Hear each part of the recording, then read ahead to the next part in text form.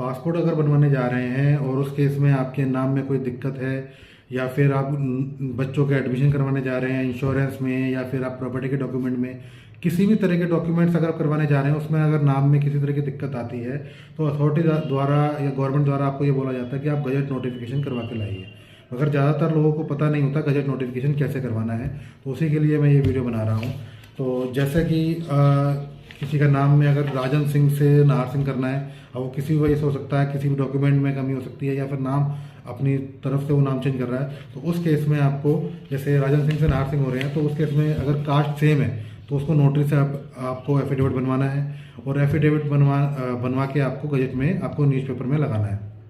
और अगर कास्ट अगर अलग होती है, सिंह की जगह कोई यादव लिख रहे हैं या कुछ भी लिख रहे हैं, तो उस केस में अगर कास्ट अगर चेंज हो रही है तो उस केस में आपको सेम एफिडेविट बनवाना है। आपको एसडीएम की स्टैंप लगवानी है, एसडीएम सब डिविजनल मजिस्ट्रेट या फिर एग्जीक्यूटिव मजिस्ट्रेट या फिर तहसीलदार, इन तीनों में से किसी एक की स्टैंप उस पर होनी चाहिए। अगर कास्ट चेंज हो रही है तो उस केस में वो वाला एफिडेविट चलता है। और ये होने के बाद आपको एक अपने लोकल न्यूज़पेपर में ऐड करवानी है।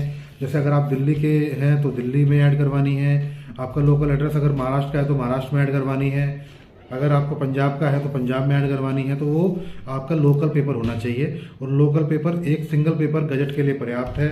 अगर आपको किसी और मतलब पासपोर्ट अगर बनवाना है, पासपोर्ट में अगर आपको 2 पेपर मांगे गए हैं तो आप 2 पेपर में करवाइए, बट अगर गजट के लिए ही सिर्फ आपको पेपर करवाना है तो सिर्फ एक पेपर आपका चल जाएगा।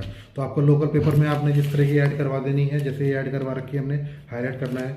उसके बाद आपको गवर्नमेंट की जो गजट ऑफिस की फीस है वो आपको ऑनलाइन काटनी है, या फिर अगर आपको बाई हैंड जाके वहाँ जमा करना है तो वहाँ जाके वो क्रेडिट कार्ड या डेबिट कार्ड से पेमेंट कर सकते हैं वहाँ पर।